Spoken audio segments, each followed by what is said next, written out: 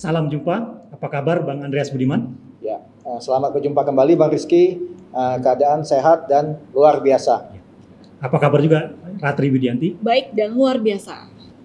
Jadi pada kesempatan ini kami dari Departemen Sistem Pendukung Pengembangan Bisnis Anggota IKPI ingin berdiskusi ngobrol-ngobrol mengenai hukum.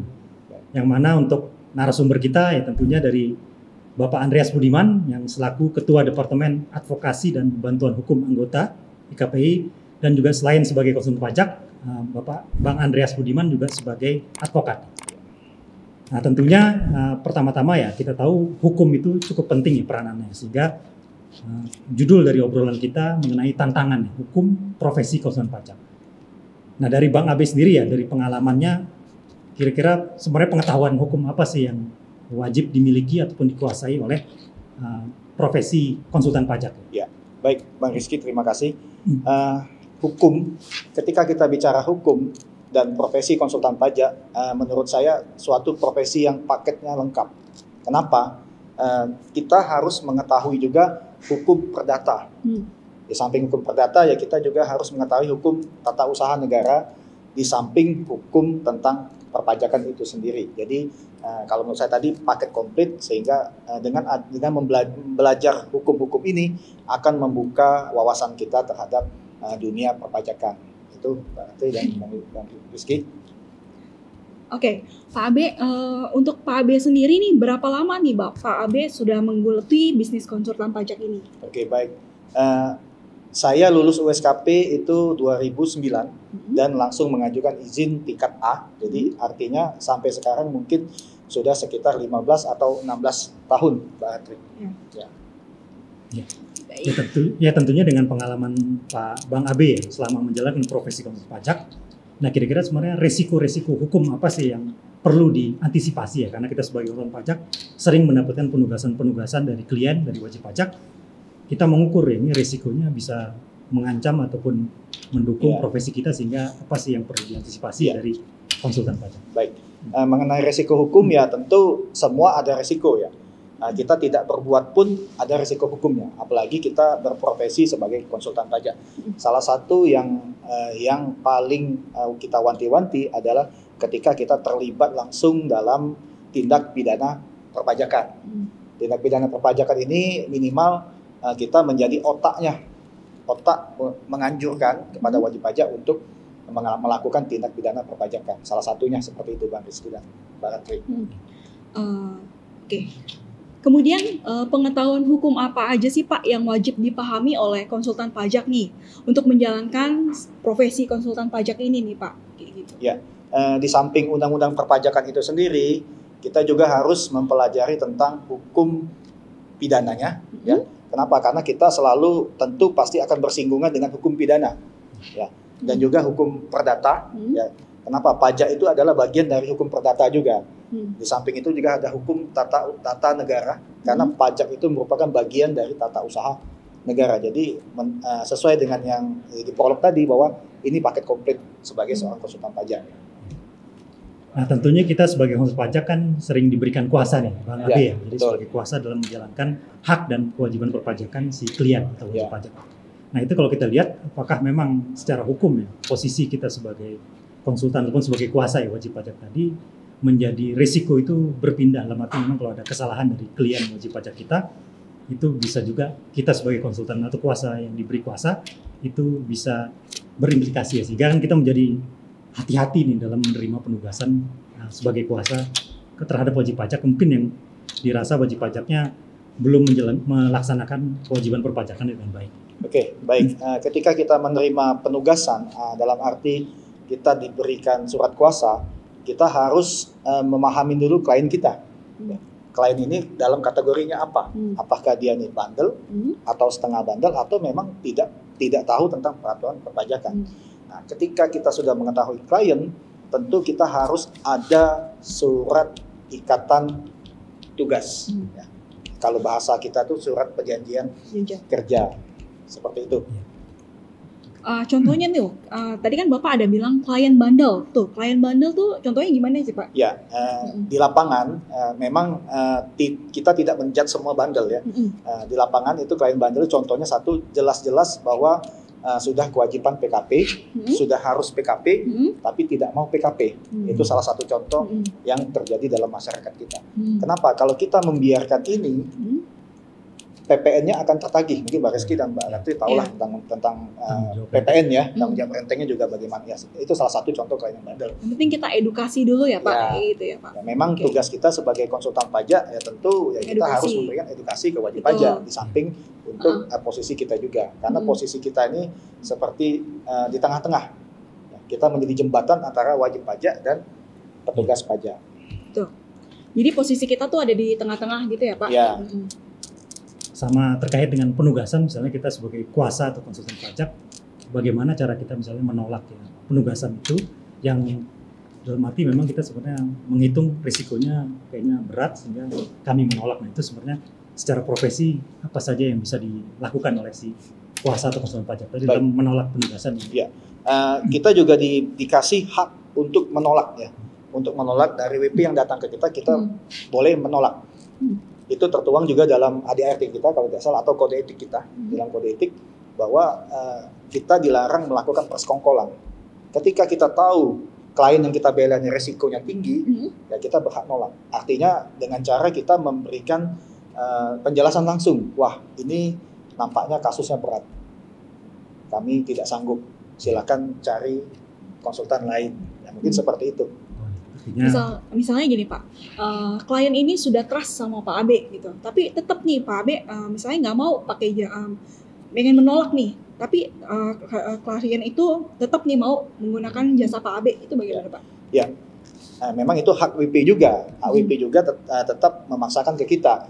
Ketika kita berada di dalam posisi itu, ya yang jelas yang kita harus lakukan pertama kali adalah kita harus berani berkata jujur bahwa permasalahan pajak yang dihadapi oleh klien itu sangat berat dan resikonya mungkin SKP-nya sekian, yang dikenakan sekian, yang dikoreksi sekian. Ya, artinya kita harus berani terbuka dengan klien. Jadi kita di dalam kode etik juga kita tidak boleh ngomong apa yang ditugaskan ke kita itu beres, itu kita tidak boleh. Meskipun gini Pak, dalam tanda kutip fee-nya gede loh Pak. Ya siapa sih yang nggak mau uang? Tapi kita tentu mengukur resiko kita. Kita mengukur resiko kita. Tapi ketika wajib pajak bilang, ya Pak Andres saja yang ngurus, apapun kata Pak Andres kami nurut. Nah tentu kita bekerja sesuai dengan aturan yang berlaku. Ketika ditetapkan sekian, ya kita harus bayar sekian.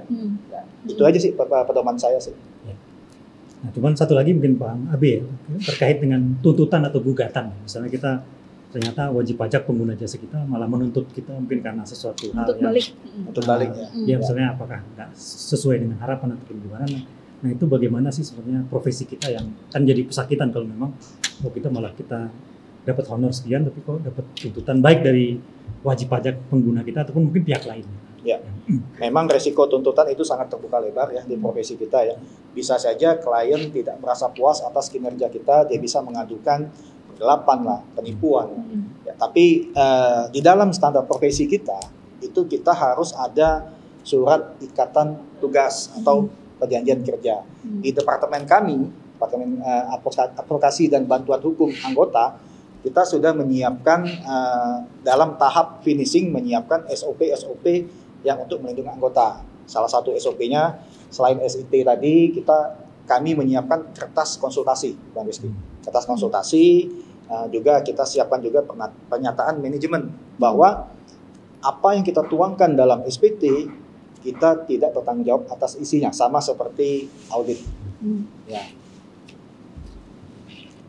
Berarti kalau kita lihat di situ di dalam menyusun surat ikatan tugas ya, SIT perjanjian kerjasama ya dengan pengguna jasa itu memang harus secara detail dan jelas ya kita sebutkan hak dan kewajiban. Betul. Nah sebenarnya poin yang utama yang perlu ya, artinya untuk pencerahan juga kepada konsultan pajak anggota yang dalam melaksanakan atau membuat surat ikatan tugas tadi yang kira-kira perlu dipayungi sehingga kita terhindar dari hal-hal yang tentu tidak diinginkan kita kerja tapi ternyata kita mendapatkan semacam hambatan. Ya tentu di dalam surat ikatan tugas ya tentu harus minimal memuat hak dan kewajiban kita dan hak dan kewajiban klien. Contoh hak dan kewajiban klien artinya klien berhak mendapat konsultasi perpajakan sesuai dengan permasalahan yang dia hadapi. Dan kita juga cantumkan kewajiban dia. Kewajiban klien contohnya salah satunya dia harus memberikan informasi kepada kita sejelas-jelasnya mengenai proses bisnis, mengenai laporan keuangan. Apapun kita minta jangan ditutup-tutupin. Di samping itu juga hak kita apa, kita berhak atas honorium, dan kewajiban kita juga apa. Salah satu kewajiban kita ketika ada tindak pidana perpajakan diduga, ya, patut diduga ada tindak pidana perpajakan, kita juga boleh mengadukan ke otoritas setempat. Jika ada klien yang one prestasi mungkin Pak ya? Ya, One prestasi, ada one prestasi, gitu. ya, one prestasi. Tapi kalau misalnya kebalik, misalnya ya kita sudah menyelenggarakan tugas, tapi klien mungkin one prestasi tidak bayar honor kita, itu payung kita sebagai konsultan pajak di mananya? Ya tentu dalam hukum perdata itu kan ada istilahnya one prestasi. Basicnya ialah perjanjian atau bahasa standar profesi kita SIT tadi, surat ikatan tugas. Dengan adanya ikatan tugas tadi, ketika klien tidak membayar hak kita, ya tentu kita bisa mengajukan gugatan perdata. Ya tentu prosesnya akan panjang. Ya, sidang perdata dimulai dengan somasi. Kalau tidak dibayar, ya tentu kita akan membuat gugatan ke pengadilan negeri. Ketika berproses juga tentu akan panjang sekali sampai ke Mahkamah Agung. Ya, seperti itu. Nah, dari Pak Abe sendiri nih, pernah nggak sampai ke Mahkamah Agung? Kayak gitu.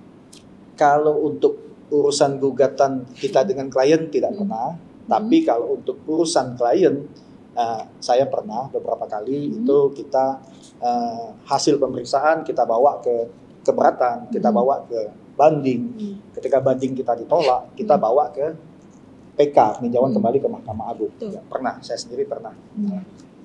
Ya, mungkin terkait dengan pengetahuan hukum tadi ya, bagi anggota kita IKPI kan sebagian besar kan sarjana dari akuntansi ya. Ya. Nah, itu menurut Bang Abi sendiri artinya pendidikan formal mengikuti kuliah lagi sarjana hukum ataupun pendidikan profesi advokat ataupun magister hukum sampai dokter hukum itu seberapa penting bagi konsultan pajak dalam menjalankan tugasnya?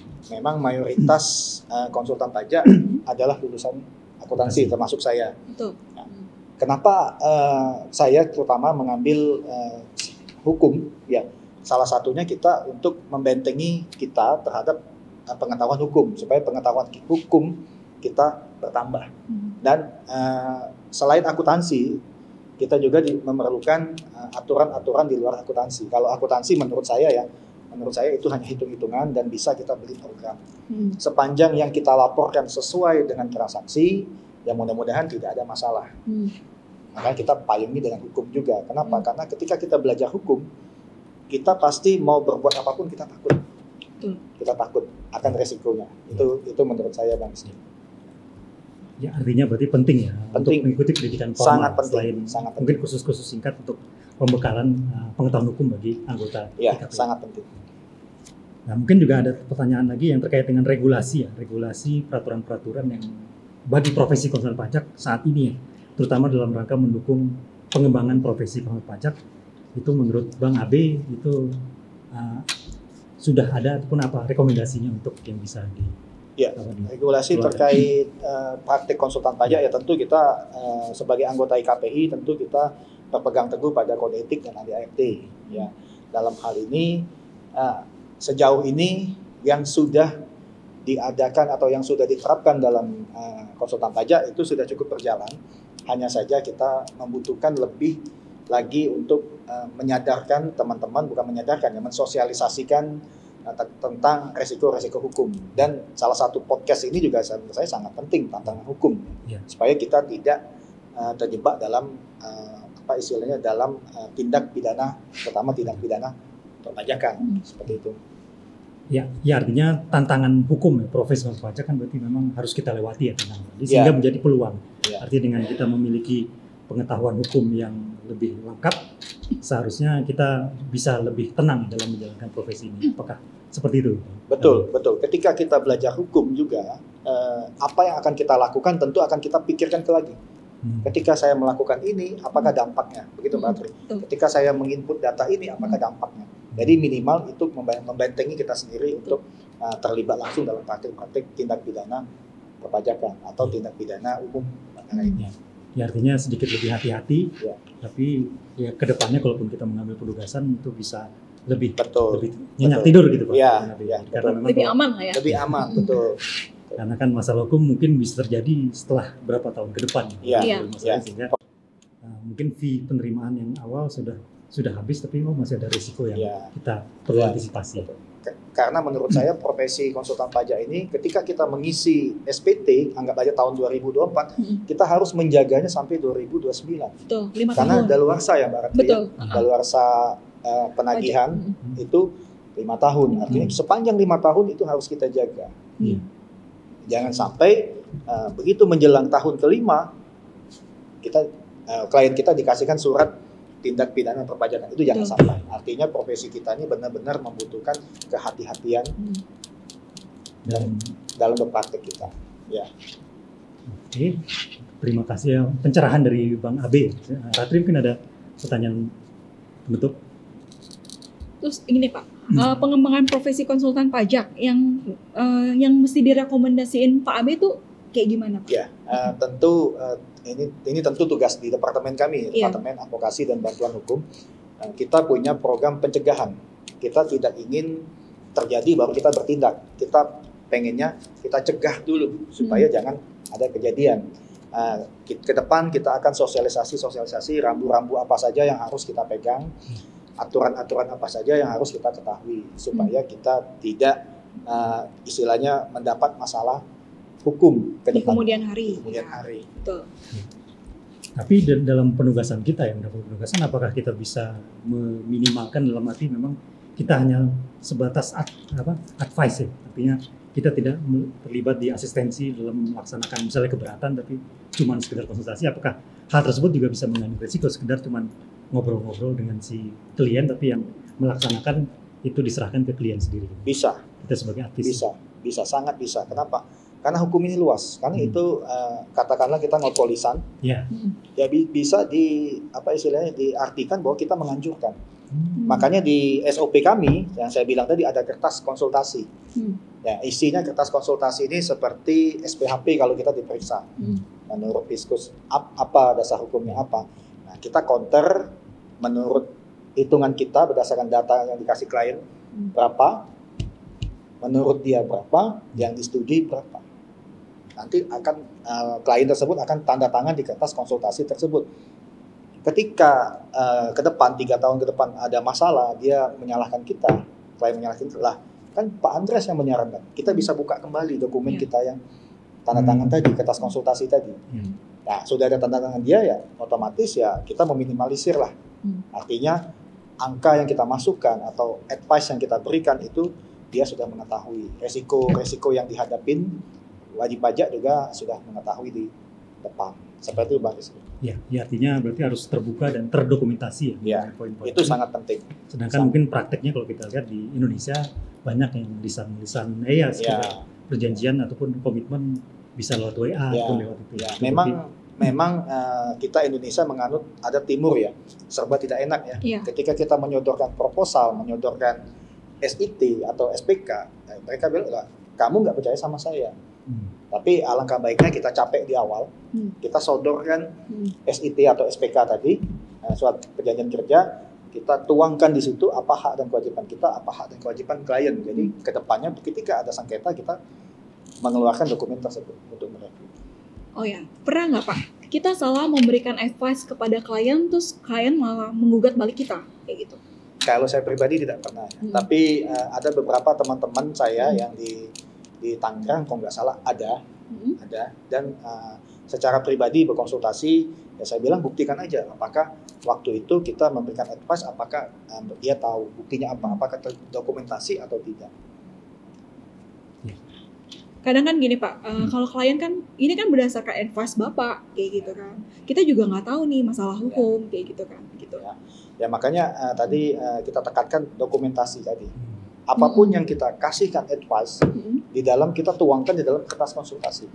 Sama kayak dokter loh. Di dalam dokter itu kan ada resep, dia juga mencatat diagnosanya di data dia, diagnosanya apa aja. Jadi ya sehingga ketika menyalahkan kita keluarkan juga dokumen yang pernah kita berikan. Seperti itu. Oke, terima kasih ya Bang Andreas Budiman, cukup mencerahkan ya. Cukup mencerahkan. Di pada kesempatan ini kita diskusi hukum ya, cukup menarik dan dengan judul tantangan hukum profesi konsultan pajak. Semoga juga obrolan kita bisa bermanfaat bagi seluruh anggota IKPI. Mungkin ada pesan buat kita semua nih Pak Abe. Ya, Ya, Terutama pesan saya tentang untuk hukum. anggota, apapun yang kita kerjakan, kita harus dokumentasikan. Itu saja mungkin Mbak Ratri dan Bang Rizky. Ya, terima kasih juga Terima kasih atas Pak. waktunya. Ya. Senang bisa bekerja sama. Iya. Terima kasih. Terima kasih, Pak Salam Abe. sehat Bang Abe dan Bang Ratri. Salam sehat. Terima kasih. Ya.